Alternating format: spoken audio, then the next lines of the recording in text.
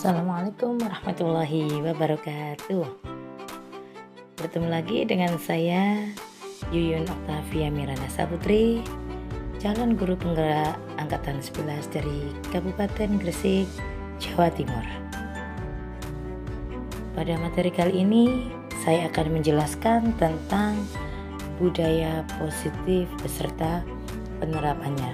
Dalam video ini saya akan menjelaskan aksi nyata saya yang dimulai dari satu, penjelasan materi, yang kedua tentang aksi nyata atau pengimbasan, yang ketiga penerapan aksi nyata yang ada di sekolah saya yang sudah saya laksanakan, dan yang terakhir dokumentasi kegiatan. Pengimbasan budaya positif ini, sebelum saya mulai, saya memperkenalkan terlebih dahulu, yaitu ibu fasilitator saya yang bernama Ibu Tutut Lispriani dan ibu pengajar praktek saya Ibu Riris Eka Wulandari SPD.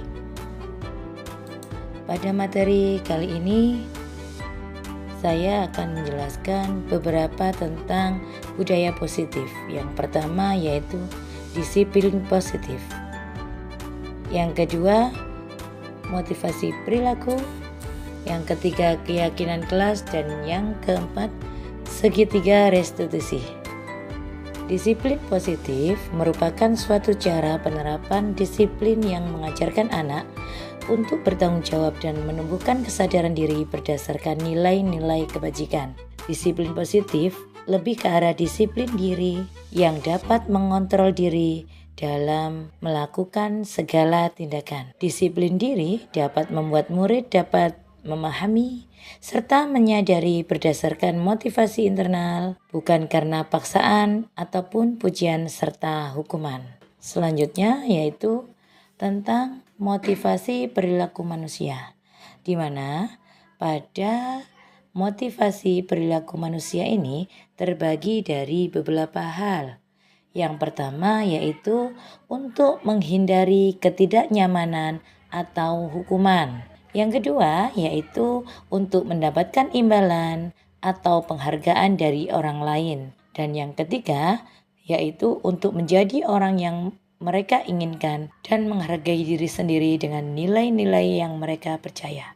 Selanjutnya yaitu tentang 5 posisi kontrol restitusi, di mana pada 5 posisi kontrol ini ada beberapa posisi guru, diantaranya yaitu yang pertama guru sebagai penghukum, yang kedua guru sebagai pembuat merasa bersalah.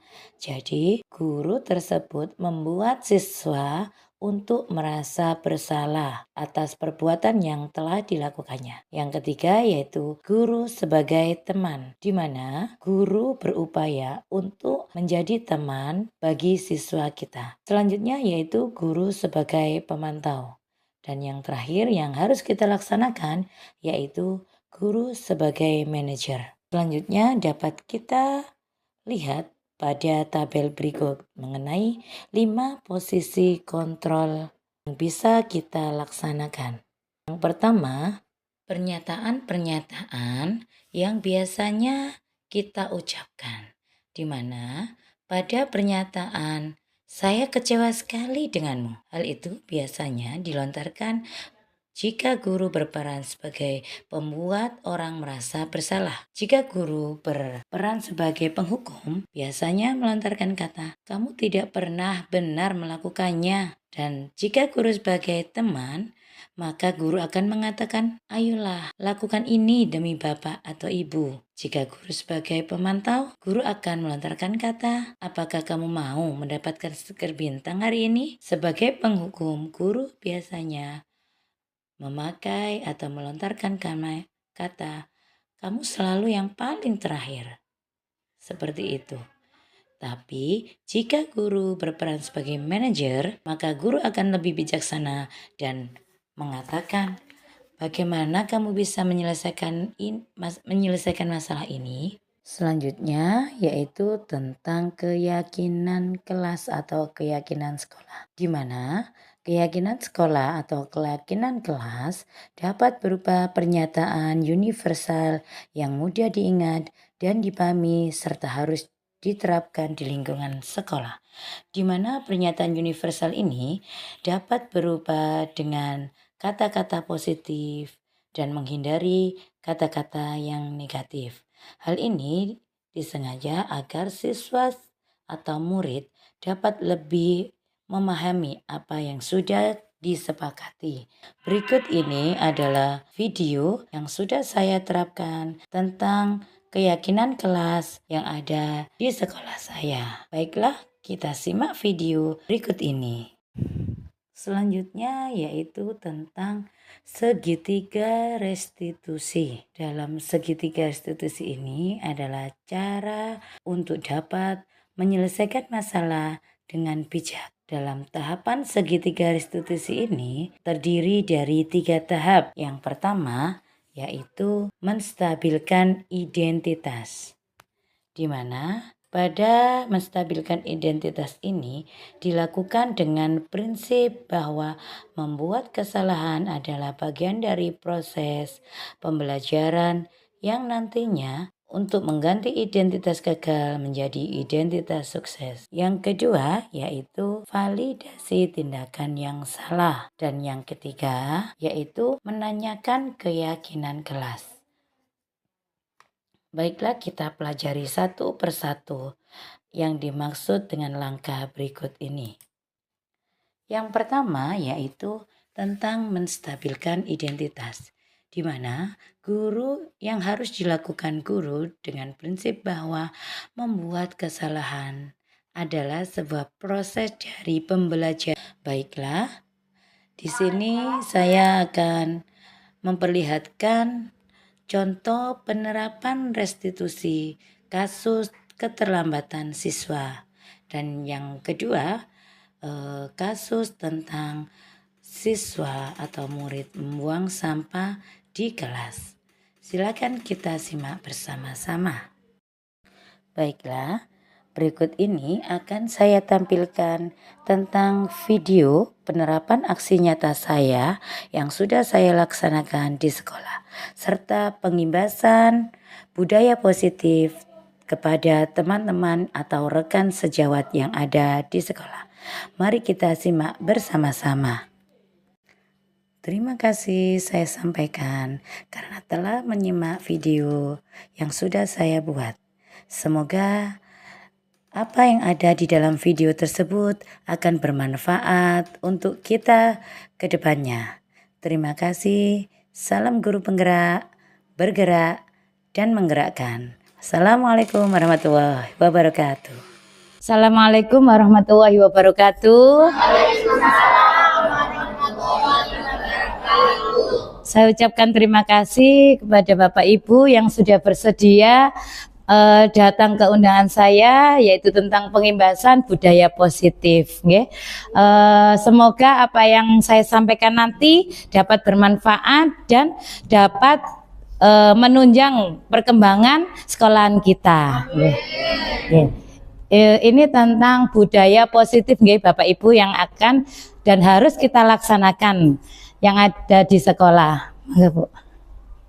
Nah, di sini saya untuk melengkapi tugas sebagai CGP calon guru penggerak. Di sini ada Ibu Fasil saya, Bu Tutut Lispriani, dan Ibu PP saya, Bu Riris, yang selalu mendampingi saya dalam menyelesaikan tugas-tugas. Oke, selanjutnya, Bu. Nah, di sini seorang guru yang baik itu harus bisa mewujudkan budaya positif di sekolah. Dan budaya positif tersebut dapat dilaksanakan dengan konsep yang inti, seperti yang pertama disiplin positif, yang kedua motivasi perilaku manusia, yang ketiga keyakinan kelas, dan yang terakhir tentang segitiga restitusi. Disiplin positif ini Bapak Ibu ada beberapa cara bagaimana kita disiplin positif itu merupakan cara penerapan disiplin yang mengajarkan anak-anak supaya bertanggung jawab atas segala tugasnya dan menumbuhkan kesadaran diri berdasarkan nilai-nilai kebajikan. Jadi untuk mengajari anak-anak kita itu sebagai anak-anak yang bertanggung jawab atas tugas-tugasnya, serta sadar akan kewajibannya, akan apa yang harus dia selesaikan di sekolahnya. Yang kedua yaitu disiplin positif lebih ke arah disiplin diri yang dapat mengontrol diri dalam melakukan segala tindakan. Yang ketiga yaitu disiplin diri dapat membuat murid memahami dan menyadari berdasarkan motivasi internal, bukan karena paksaan, pujian, atau hukuman. Jadi intinya disiplin mulai dari diri sendiri dulu. Anak-anak melaksanakan dengan kesadaran.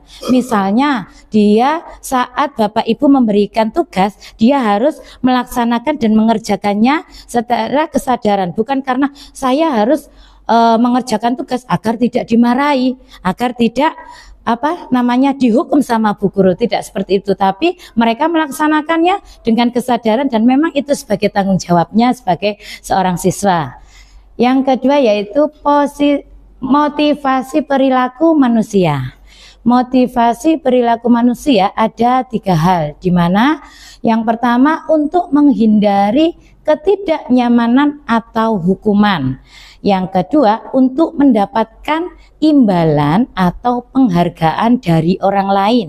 Dan yang ketiga untuk menjadi orang yang mereka inginkan dan menghargai diri sendiri dengan nilai-nilai yang mereka percaya. Artinya dia melakukan sesuatu bukan karena paksaan, bukan karena menghindari hukuman, tapi berdasarkan untuk menghargai dirinya sendiri sebagai seorang murid dengan kesadaran, dengan motivasi intrinsik tadi. Selanjutnya Ibu. Nah, yang selanjutnya yaitu tentang posisi kontrol restitusi. Nah, di sini ini sering sekali ya Bapak Ibu terjadi di sekolah di kelas kita dengan siswa-siswi yang banyak sekali karakternya berbeda-beda, dan kita harus juga memberi perilaku yang sesuai dengan anak-anak tersebut. Yang pertama di sini posisi kontrol sebagai guru yaitu sebagai penghukum. Yang kedua, guru sebagai pembuat merasa bersalah. Yang ketiga, guru sebagai teman. Yang keempat, guru sebagai pemantau. Dan yang kelima, guru sebagai manajer. Ya, dan dari kelima ini sebagai seorang guru kita harus bisa menjadi guru yang bijak dalam menyelesaikan suatu masalah dengan menjadikan guru sebagai manajer. Selanjutnya Ibu. Nah, di sini Bapak Ibu dapat kita lihat ada 5 posisi kontrol, di mana di sini ada kontrol dari luar, yaitu identitas yang gagal, gimana menghindari hukuman. Jadi boleh dikecilkan sedikit Bu? Nggih. Jadi sebagai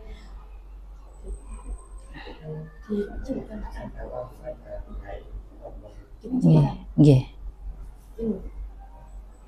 Coba Bu, biar enggak dapat terlihat Bapak Ibu. Oh, terlihat nggih. Oh nggih, ngapunten. Nggih. Nah, di sini ini jika guru itu sebagai penghukum. Nah, biasanya kita mudah sekali ya. Kadang-kadang Bapak Ibu kalau ada siswa yang nakal, kita langsung, ayo kamu maju ke sini, seperti itu. Itu tidak boleh nggih Bapak Ibu. Nggih. Itu identitasnya gagal. Dan nggih. Sudah Bu, sudah cukup. Ini nanti dikatakan nggih. Nah, guru yang berbuat ini, nah dapat ini dapat membuat siswa merasa merasa sudah disakiti sama guru itu, karena dia langsung dihukum sama guru itu, nggih. Jadi tidak ada pendekatan terlebih dahulu, tetapi yang ada langsung anak itu dikasih hukuman.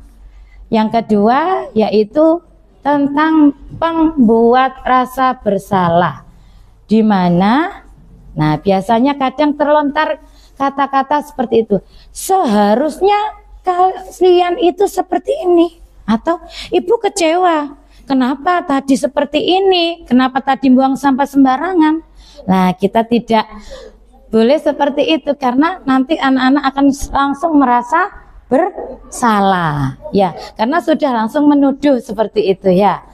Nah, di sini nggih Bu. Nggih. Nah, di sini ada yang kedua, mengharapkan imbalan atau ketergantungan, di mana kita sebagai teman dapat membuat alasan-alasan untuk muridnya. Jadi sebagai apa, guru melakukan pendekatan bagaimana kita kalau menjadi temannya, tidak langsung menvonis anak, nggih. Tidak boleh seperti itu.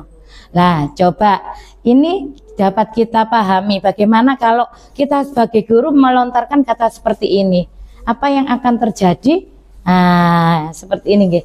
Ayolah, lakukan ini demi ibu, supaya ibu ini tidak dimarahi sama ibu kepala sekolah.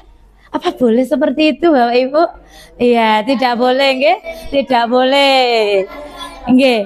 Iya, alhamdulillah kepala sekolahnya di sini sangat sabar dan sangat pengertian, nggih. Oke. Terus ada lagi kata-kata yang iya.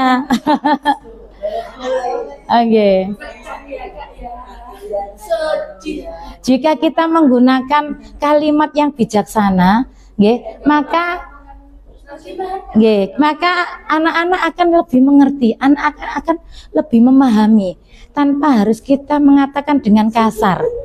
Kita sebagai guru, apa yang dilihat anak itu pasti mereka akan merekamnya.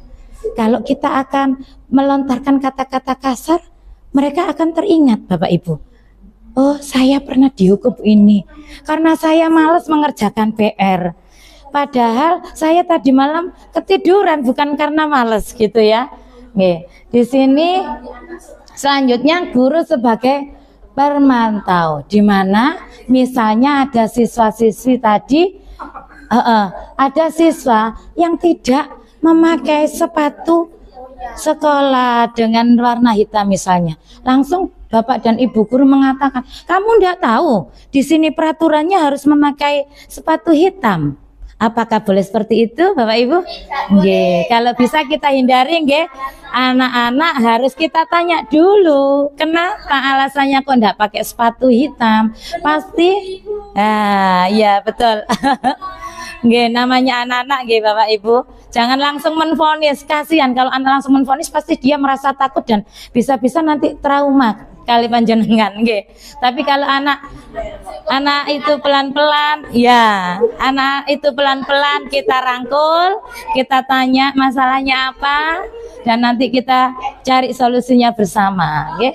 Nah, di sini identitas yang sudah berhasil, bagaimana kita sebagai guru berusaha untuk menjadi manajer dalam suatu permasalahan, ya, harus berusaha menjadi manajer, di mana bagaimana kalau sebagai manajer itu apa yang harus kita katakan, Bu Yuyun, untuk anak supaya anak ini dapat jujur, alasan apa, mengapa kok melakukan seperti ini. Nah, di sini sudah ada. Kita harus bisa dengan suara yang lebih sopan, yang lebih pelan dengan anak tersebut, ya. Misalnya, apa yang kamu kerjakan kalau untuk memperbaiki kesalahanmu, misalnya tadi yang tidak pakai sepatu tadi, ya, mengapa tadi memakai sepatu tidak warna hitam, Nak? Nah, kita harus mendorong anak tersebut supaya tahu alasan apa. Bu, maaf, ternyata sepatu saya tadi kehujanan kemarin, masih basah loh. Pasti anak tersebut ada alasannya. Tidak mungkin anak itu langsung, ya Bu, saya suka seperti, tidak.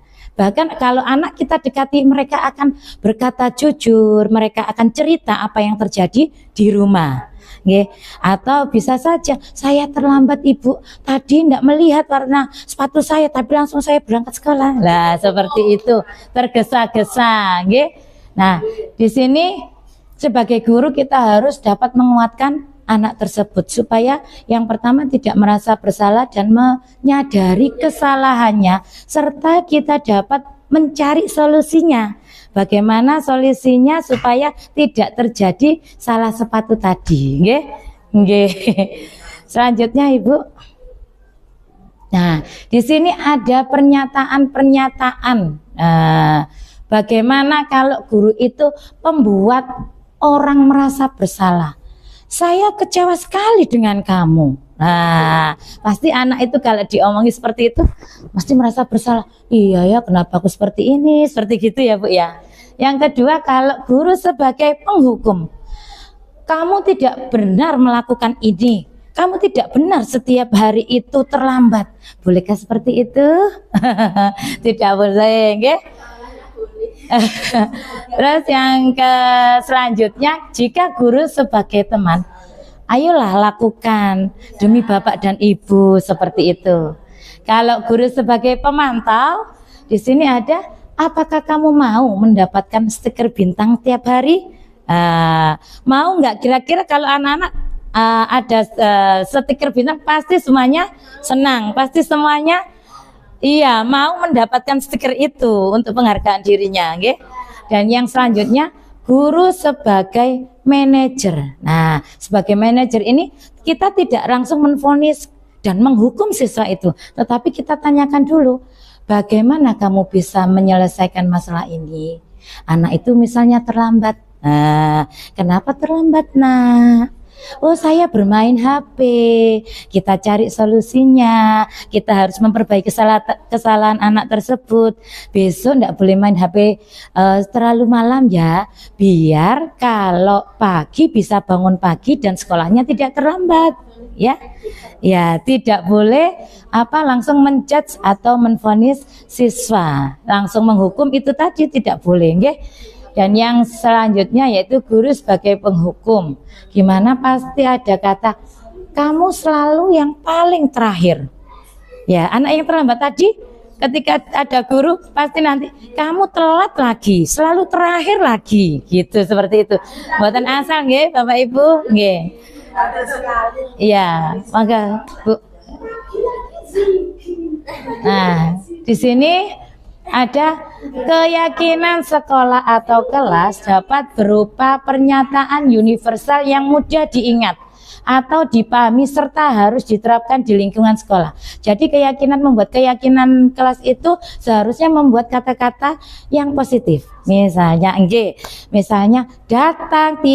datang tepat waktu, menjaga kebersihan kelas, tertib ketika pembelajaran dimulai sampai akhir. Terus ada lagi, mengangkat tangan saat izin untuk ke toilet. Nah, seperti itu. Jadi menghindari kata tidak boleh, kita ganti dengan kata positif.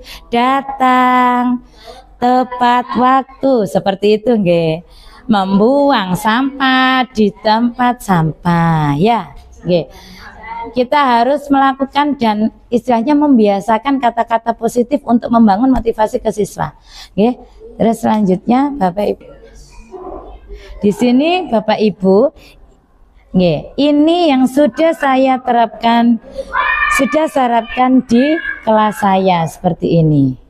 Mari kita simak bersama-sama video yang sudah saya buat kesepakatan di kelas saya kemarin.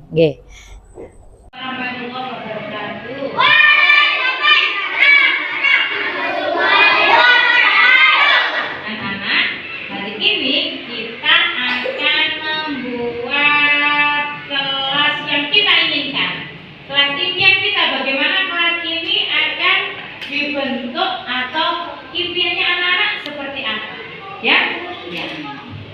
Sebelum kita bermusyawarah tentang kelas impian kita, adakah yang mau usul bagaimana kelas impian kita, anak-anak? Silakan, angkat tangan, silakan. Ya, Dani, Dani, bagaimana kelas kita dibentuk Dani? Bagaimana? Kelas yang bagus. Oke, silakan ditambahkan Dani. Tadi sudah dikasih kertas Bu Yuyun ya, Nak ya? Ya, silakan ditambahkan di depan ya. Ya, silakan.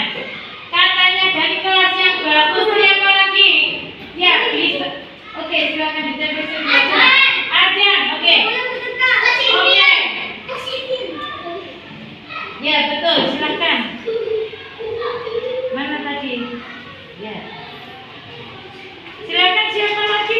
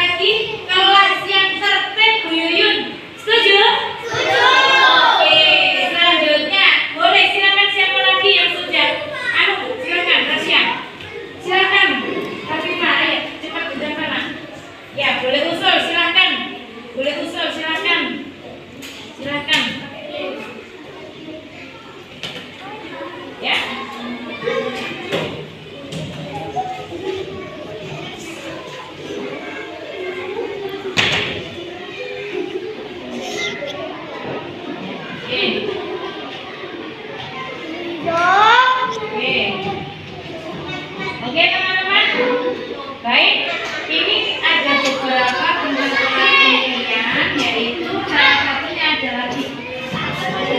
Berarti kita harus di kelas itu harus saling membantu dengan teman-temannya, ya, harus tertib dengan teman-temannya dan harus saling menyayangi. Oke, setuju dengan kelas impian kita teman-teman? Setuju. Oke, baik, sekarang ya kita akan membuat kesepakatan kelas. Jadi nanti boleh usul siapa yang mau. Bagaimana kesepakatan kelas kita akan terbentuk. Silakan yang mau usul. Silakan yang mau usul. Oke, ada ya.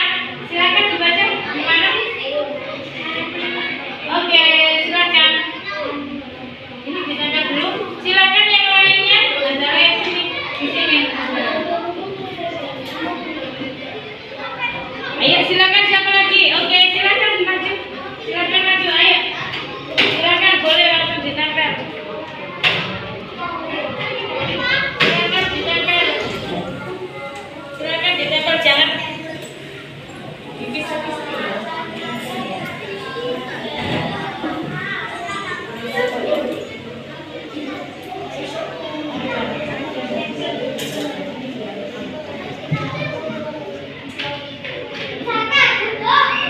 Ayo siapa lagi boleh usul? Oke, oke. Teman-teman silakan, ada lagi? Ada lagi? Ada, silakan. Ayo.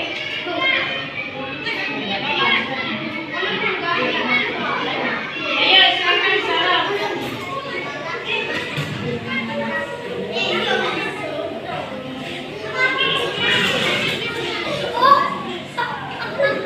Ya, baik teman-teman. Ini ada silakan. Iya, mau usul ya silakan.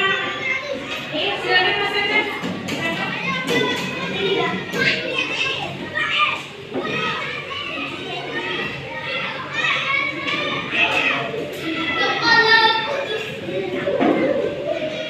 Ini silakan, ayo silakan ditempel.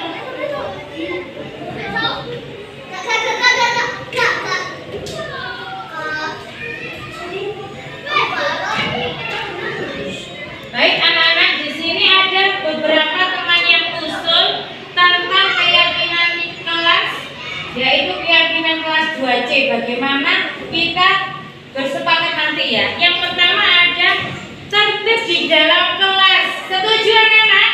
Setuju anak-anak? Setuju. Yang kedua ada datang tepat waktu. Setuju anak-anak? Setuju. Oke, ada lagi. Mengerjakan tugas dengan tertib. Setuju? Ada lagi. Menjaga kebersihan di kelas. Setuju? Iya, setuju. Kita harus menjaga kebersihan di kelas supaya belajar kita menjadi tenang dan nyaman kalau kelas kita bersih. Nah, di sini ada lagi tren satu, belajar dengan menyenangkan ya. Tidak boleh marah sama teman dan harus rukun serta saling menyayangi. Setuju semuanya? Setuju. Oke, terima kasih anak-anak. Dari Bu Yun hanya itu, dan semoga kita ke depannya akan belajar lebih nyaman dan menyenangkan. Assalamualaikum warahmatullahi wabarakatuh. Selanjutnya, nah, Bapak Ibu, yang selanjutnya ini adalah tentang segitiga restitusi. Segitiga restitusi adalah suatu solusi untuk menyelesaikan suatu permasalahan yang terjadi di kelas. Tahapan ini Bapak Ibu ada 3 tahap. Yang pertama yaitu menstabilkan identitas.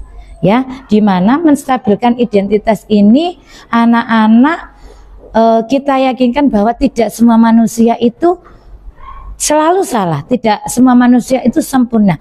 Pasti pernah melakukan kesalahan, pasti pernah melakukan perbuatan yang tidak baik. tapi semua ada solusinya. Dan tahap yang kedua yaitu validasi tindakan yang salah. Nanti setelah kita tahu, anak tersebut tahu permasalahannya, kita akan mencari solusi bersama. Dan yang ketiga, menanyakan keyakinan kelas. Kesalahan tadi sudah melanggar keyakinan kelas yang mana? Anak-anak tadi harus kita pahamkan supaya lebih tahu dan tidak terjadi seperti itu lagi. Selanjutnya, oh ya, Bapak Ibu, mari kita sebelum kita simak video, ini penjelasan dari menstabilkan identitas, yaitu dilakukan dengan prinsip bahwa membuat kesalahan adalah bagian proses pembelajaran yang nantinya mengganti identitas gagal menjadi yang sukses.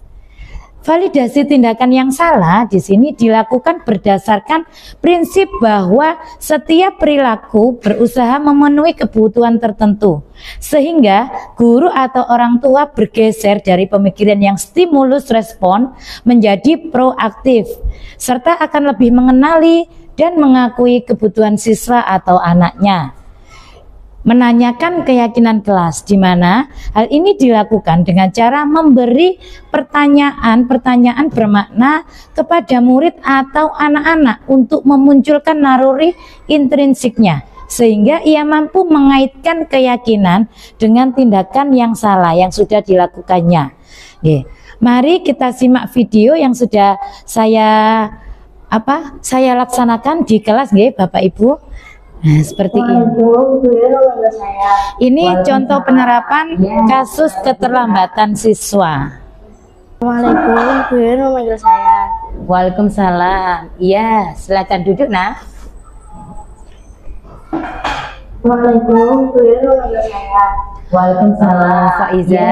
Silakan tujuan Bu Yuyun ke sini ingin mengkonfirmasi dari karena Faiza sering terlambat sehingga tadi saya panggil Bapak Ibu informasi bahwa belakangan ini Faiza sering terlambat datang ke sekolah. Iya, Bu. Sudah berapa kali, Nah? Ini kasus yang pertama. Di sini Bapak Ibu ada kasus yang kedua, tentang Kaila ini suka membuang sampah di kelas. Nah, sehingga perlu saya panggil dan saya selesaikan dengan cara menerapkan segitiga restitusi. Tapi kesalahan tersebut bisa kita perbaiki. Paham? Paham. Ya. Sekarang kita cari solusi bersama-sama ya, Faiza. Ya, Bu. Ya, baik. Faiza sering terlambat datang ke sekolah itu mengapa? Karena saya setiap malam selalu bermain HP sampai larut malam, Bu. Oh, kamu tahu keyakinan yang sudah kita sepakati di kelas? Sudah, Bu. Kalau datang terlambat, apakah itu sesuai dengan keyakinan kelas atau tidak? Tidak. Nah, menurut Faiza, keyakinan kelas apa yang sudah dilanggar Faiza? Disiplin, Bu. Ya. Berarti Faiza sudah tahu kesalahannya ya? Ya. Menurut Faiza, disiplin itu penting apa tidak, Nak? Penting, Bu. Ya. Memang Faiza sangatlah penting sekali disiplin itu. Karena sangat banyak manfaatnya. Di antaranya Faiza tidak akan menumpuk tugas-tugas, tidak terlambat, dan tidak akan ketinggalan pelajaran. Dan yang kedua, Faiza sudah memulai disiplin waktu atau melakukan sesuatu dengan tepat waktu. Iya kan? Ya. Saya minta maaf, Bu. Ya. Baik sekali yang sudah Faiza lakukan, sudah meminta maaf ke Bu Guru. Dan sekarang menurut Faiza, supaya Faiza tidak terlambat lagi, apa yang akan kalian lakukan, Nak? Tidak bermain HP saat larut malam, Bu. Ya.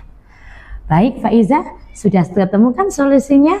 Ya, supaya Faiza tidak terlambat datang ke sekolah, berarti Faiza tidak bermain HP sampai larut malam. Dan ibu akan bekerja sama dengan orang tua Faiza supaya bisa mengawasi Faiza dan tidak akan terlambat datang ke sekolah lagi. Paham, Nak? Paham. Baik Faiza, kamu sudah menemukan solusinya kan? Ya. Ya, kamu tidak akan bermain HP sampai larut malam, sehingga bisa tidur tepat waktu dan tidak akan terlambat lagi ke sekolah. Dan Bu Guru akan bekerja sama dengan orang tua kamu supaya mengawasi dan tidak terlambat lagi datang ke sekolah, tidak melakukan kesalahan yang sama. Terima kasih Faiza atas kerjasamanya.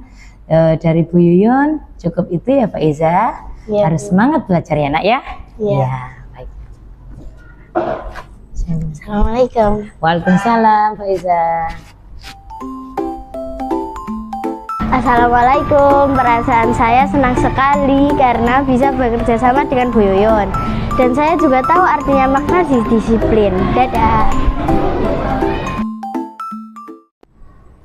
Assalamualaikum Bu, apakah Bu Yuyun manggil saya? Waalaikumsalam Kaila. Baik, silakan duduk Kaila. Ya. Terima kasih ya Kaila. Tadi Bu Yuyun sengaja memanggil Kaila karena Bu Yuyun dapat informasi saat pembelajaran tadi Kaila membuang sampah sembarangan. Betul apa tidak nak? Iya Bu. Sudah berapa kali Kaila membuang sampah saat pelajaran di kelas? Beberapa kali Bu. Membuang sampah itu termasuk kesalahan apa tidak Kaila? Kesalahan Bu, saya mohon maaf. Ya. Baik Kaila, membuang sampah sembarangan itu melakukan suatu kesalahan ya nak ya. Setiap manusia itu pernah melakukan kesalahan, tetapi kita bisa memperbaiki kesalahan tersebut nak. Nah sekarang kita mari mencari solusi supaya Kaila bisa membuang sampah di tempatnya ya. Iya Bu. Ya. Sekarang Kaila membuang sampah sembarangan, mengapa kok tidak di tempatnya nak? Karena saya malas membuang sampah di tempatnya Bu. Kamu tahu Kaila keyakinan kelas yang sudah kita sepakati? Tahu Bu. Kalau membuang sampah di tempatnya itu termasuk keyakinan kelas atau tidak? Iya Bu. Menurut kamu keyakinan kelas apa yang sudah kamu langgar? Membuang sampah sembarangan Bu. Menurut Kaila membuang sampah di tempatnya itu penting atau tidak Kaila? Penting Bu. Betul sekali nak. Membuang sampah di tempatnya itu sangatlah penting karena kalau kita membuang sampah sembarangan maka kelas kita akan kotor. Dan yang kedua kita tidak akan belajar dengan nyaman saat pelajaran. Paham Kaila? Paham Bu. Saya mohon maaf Bu. Ya Kaila, tidak apa-apa. Kalau kamu sudah melakukan hal yang sudah sangat baik, yaitu kamu sudah meminta maaf ke Bu Guru atas kesalahan yang sudah kamu lakukan.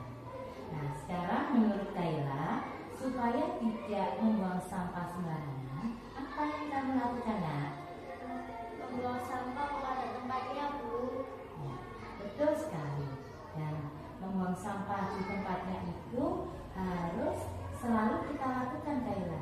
Meskipun kita saat pelajaran di dalam kelas, kita harus izin kepada Bapak dan Ibu guru untuk membuang sampah di tempatnya. Sudah paham Kaila? Paham Bu. Nanti Ibu guru akan bekerjasama dengan orang tua di rumah supaya di rumah juga kamu terbiasa membuang sampah di tempatnya Kaila. Paham ya nak? Terima kasih Kaila. Sekarang kamu boleh kembali ke kelas ya nak. Ya Bu. Assalamualaikum Bu. Waalaikumsalam Kaila. Assalamualaikum, saya senang sekali bekerja sama dengan Bu Yuyun. Saya bisa mengetahui manfaat membuang sampah pada tempatnya. Terima kasih. Nah, di sini tahap-tahap segitiga restitusi. Gimana? Ada 3 tahap.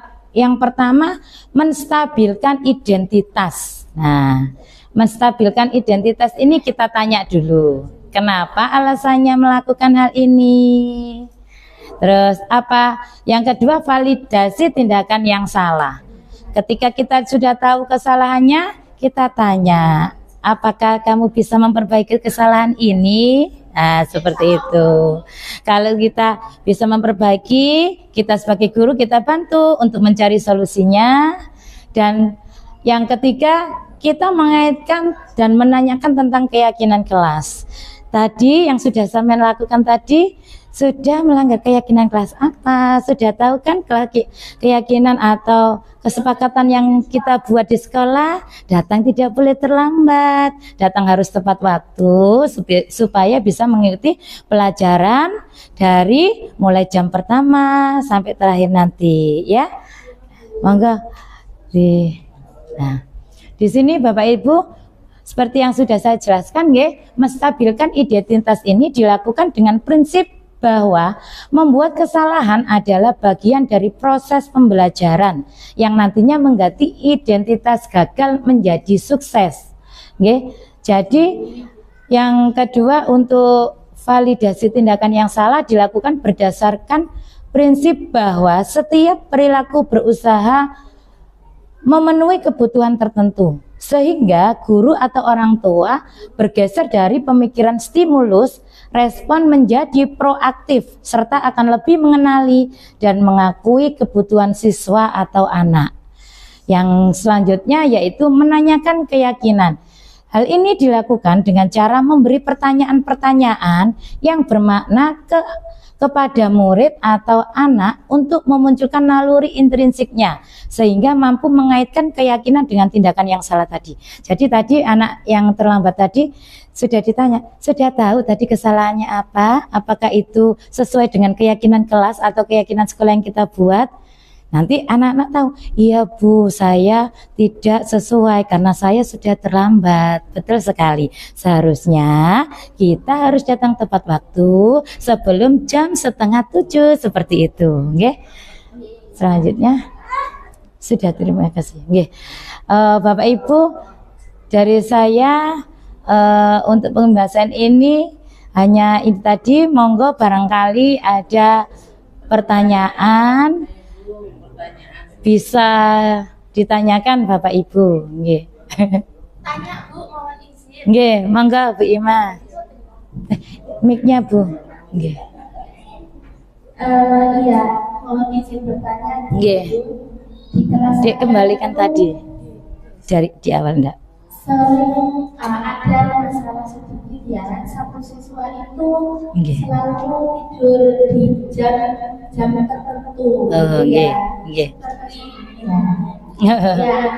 kelas 2 itu tidur jam 9. Nah, bolehkah saya melibatkan orang tua dalam mencari pemecahan masalah tersebut? Terima kasih Bu Ima atas pertanyaannya. Jadi di kelas ada siswa yang sering tidur, sehingga kita sebagai guru harus bisa menengahi supaya ini tidak terjadi lagi. Kita tadi pertanyaannya apakah pakai melibatkan orang tua? Nah, dalam menghadapi atau menyelesaikan masalah ini, yang pertama yaitu kita harus mendekati anak tersebut Bu Ima. Kita tanyakan dulu, anak-anak memang sebagai seorang manusia itu pernah salah, pernah melakukan kesalahan saat tidur, saat pembelajaran, ya itu tidak apa-apa karena manusia itu tidak luput dari sebuah kesalahan, tapi kesalahan itu harus kita perbaiki. Ya, kenapa tadi kok sampai ketiduran di kelas? Nah, kita tanya dulu. Ternyata jawaban anak tersebut ternyata suka main HP misalnya, ya Bu. Saya main HP sampai malam Bu, sehingga tidurnya sampai jam 11 malam. Nah, kita tanyakan ke orang tuanya. Kita cari solusi dulu Bu, bagaimana supaya caranya anak tersebut tidak ketergantungan HP.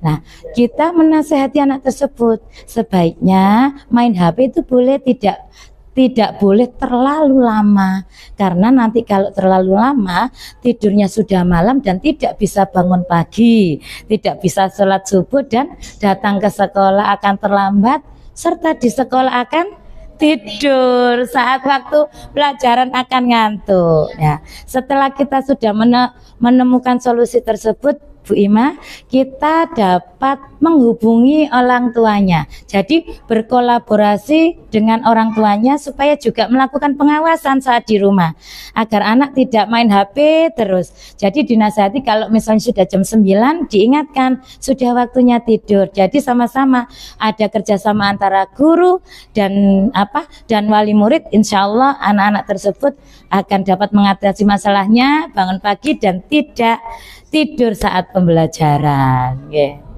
Nggih, sami-sami Bu Ima. Monggo. Nggih, monggo Bu Alfa. Kita kan pengennya itu jadi guru sebagai manajer ya. Nggih. Tidak pengen Nggih. Nggih. Nggih. Contoh menyelesaikan masalah ketika guru itu sebagai manajer. Ya, nggih. Ini tadi tidak jauh dari Bu Ima tadi. Sekarang saya contohkan yang lain ya Bu ya. Misalnya ada siswa-siswi yang suka bertengkar dengan temannya. Nah, misalnya ada Roni yang suka mengganggu temannya. Ternyata Roni itu harus kita panggil terlebih dahulu. Mengapa Roni kok selalu mengganggu temannya? Apa alasannya nak? Gitu. Banyak siswa-siswi yang melapor kepada kita, Bu, saya merasa diganggu Roni, Bu, ini tadi seperti ini. Nah, kita sebagai guru kita manggil Roni, kita tanya pelan-pelan, kita dekati Roni. Roni, tadi kamu sudah mencubit temannya ya, misalnya seperti itu. Roni sebagai manusia itu pasti punya kesalahan, nak. Ya, apakah itu termasuk tindakan yang dibolehkan sama teman-teman berbuat tidak baik seperti itu sama teman? Nah, kita tidak boleh Bu. Kenapa? Kita tanya alasannya Bu. Kenapa Roni kok tadi mencubit temannya tadi? Tadi soalnya saya itu Bu, nilai saya jelek terus saya dibully misalnya. Jadi kita pertemukan dulu solusinya dengan yang dicubit tadi. Apakah benar tadi sudah mengejek nilainya Roni jelek seperti itu? Oke. Nah, setelah itu setelah kita bertanya dan memang sudah kita jelaskan alasannya karena dibully, kita tanya kembali kepada Roni. Roni, apakah yang dilakukan Roni ini sudah baik? Bagaimana caranya Roni untuk memperbaiki kesalahan ini, nak? Nah, pasti Roni itu sudah merasa bersalah karena tangan temannya dicubit tadi. Iya Bu, saya akan minta maaf. Nah, pasti dia seperti itu Bapak Ibu. Saya akan minta maaf kepada si A karena sudah mencubit. Dan yang teman ini juga meminta maaf karena sudah mengejek Roni. Saya juga minta maaf Bu, Roni tadi sudah saya ejek. Setelah dipertemukan dan diselesaikan masalah itu, mereka saling meminta maaf dan Roni pun akan memperbaiki kesalahannya juga. Yang dicubit tadi harus memperbaiki kesalahannya juga agar tidak saling bertengkar dan mereka kembali akrab lagi. Karena salah satu tindakan yang dilakukan Roni juga tidak sesuai dengan keyakinan kelas yang sudah dibuat. Keyakinan kelas apa Roni yang sudah dilakukan Roni tadi sudah dilanggar? Ya Bu, saya bertengkar dengan teman, seharusnya saya saling menyayangi. Di sini sudah menemukan solusinya, yaitu Roni akan memperbaiki kesalahannya dan yang si dicubit ini tadi tidak akan membuli Roni kembali. Mungkin itu Bu Alfa dari saya. Apa ada pertanyaan lagi Bapak Ibu? Terima kasih waktunya Bapak Ibu sudah memenuhi undangan kami dan saya mohon maaf barangkali ada salah kata. Saya akhiri. Wassalamualaikum warahmatullahi wabarakatuh. Waalaikumsalam warahmatullahi wabarakatuh.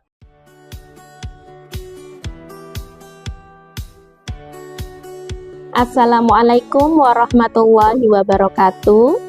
Saya Imamatul Faliha, Kepala STNU Nurul Islah, yang mana rekan kami Ibu Yuyun Oktavia Miranda Saputri telah mengikuti calon guru penggerak dan beliau sudah melaksanakan diseminasi yakni budaya positif di lingkungan sekolah kami. Alhamdulillah kami merasakan manfaat yang sangat besar. Yang pertama, bagi guru-guru menggugah semangat lagi untuk memperbaiki pola pembelajaran dan pendampingan terhadap peserta didik. Bu Yuyun juga menjelaskan bahwasanya kita seorang guru lebih pada posisi sebagai seorang manajer yang mana mengatur anak-anak didik kita sehingga anak-anak didik kita mempunyai kesadaran sendiri. Apabila mereka melakukan kesalahan, maka mereka sadar untuk memperbaiki itu. Dan dari perbaikan dari kesalahan-kesalahan itu, kami berharap akan berpengaruh besar terhadap pembentukan pribadi mereka ke depannya, sehingga mereka akan jauh lebih baik dan lebih baik, yang akhirnya menjadi budaya yang permanen pada diri mereka sampai ke akhir hayat. Seperti itu, semangat terus Ibu Yuyun sampai sukses menjadi guru penggerak. Salam guru penggerak. Assalamualaikum warahmatullahi wabarakatuh.